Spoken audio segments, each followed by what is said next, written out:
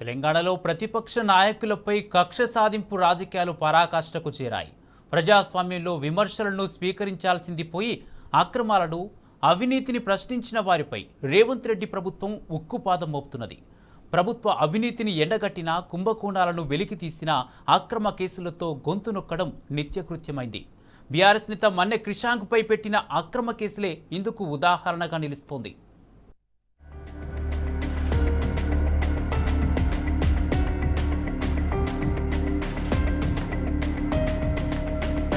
క్షేత్రస్థాయిలో బీఆర్ఎస్ నేతలను ఎదుర్కోలేక పోలీసు యంత్రాంగాన్ని అడ్డుపెట్టుకుని రేవంత్ సర్కార్ దాష్టికం కొనసాగిస్తోంది. రాజకీయ వర్గాల్లో ఇప్పుడు ఇది తీవ్ర చర్చనీయాంశమైంది.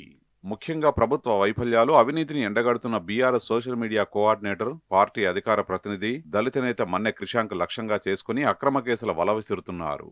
ప్రతి చిన్న కారణాన్ని సాకుగా చూపిస్తూ రాజకీయంగా దెబ్బతీయడమే లక్ష్యంగా పోలీసు యంత్రాంగాన్ని వాడుకుంటున్నారనే విమర్శలు వెల్లువెత్తుతున్నాయి. కాంగ్రెస్ అధికారంలోకి వచ్చినప్పటి నుంచి ఇప్పటి వరకు క్రిషాంక్పై రాష్ట్ర వ్యాప్తంగా 20 కేసులు నమోదయ్యాయి.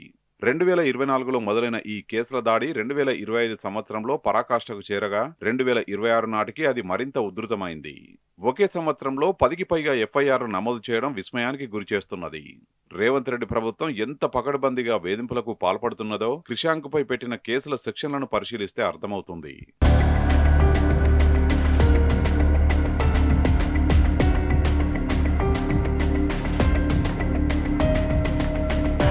ఈ కేసుల పరంపరలో తాజా ఉదంతం మరింత దారుణంగా ఉంది.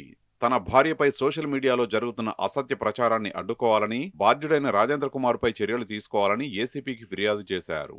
మహిళపై నిరాధార ఆరోపణలు చేసిన నిందితులపై చర్యలు తీసుకోవాలని శాంతియుతంగా నిరసన తెలిపినందుకు క్రిషాంక్పైనే ఉల్టా కేసు బనాయించారు. అదే రాజేంద్ర కుమార్ ఇచ్చిన ఫిర్యాదుతో కూకట్పల్లి పోలీసులు క్రిషాంక్తో పాటు మరికొందరిపై ఎఫ్ఐఆర్ నమోదు చేశారు. ఈ కేసులో క్రిషాంక్ను అరెస్టు చేసి న్యాయమూర్తి ఎదుట హాజరుపరిచారు. కోర్టు ఆయనకు 14 రోజుల రిమాండ్ విధించింది. ప్రస్తుతం ఆయనను సంగారెడ్డి జైలుకు తరలించారు. రాజకీయంగా ఎదుర్కోలేక ఇలాంటి పోలీస్ కేసులతో భయపెట్టాలని చూడడం కాంగ్రెస్ మార్కు రాజకీయాలకు నిదర్శనమని విమర్శకులు మండిపడుతున్నారు.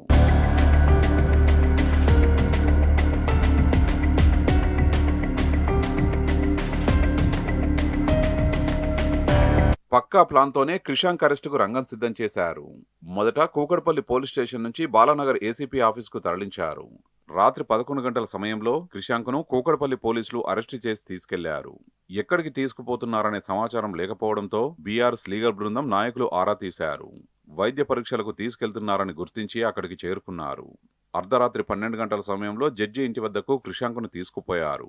అర్ధరాత్రి తర్వాత 1:30 గంటలకు జడ్జి ముందు పోలీసులు రిమాండ్ రిపోర్ట్ను ఉంచారు. అయితే ఫిర్యాదులో లేని 308 క్లాస్ 5 సెక్షన్ పెట్టడంపై అభ్యంతరం వ్యక్తమైనట్టు తెలిసింది.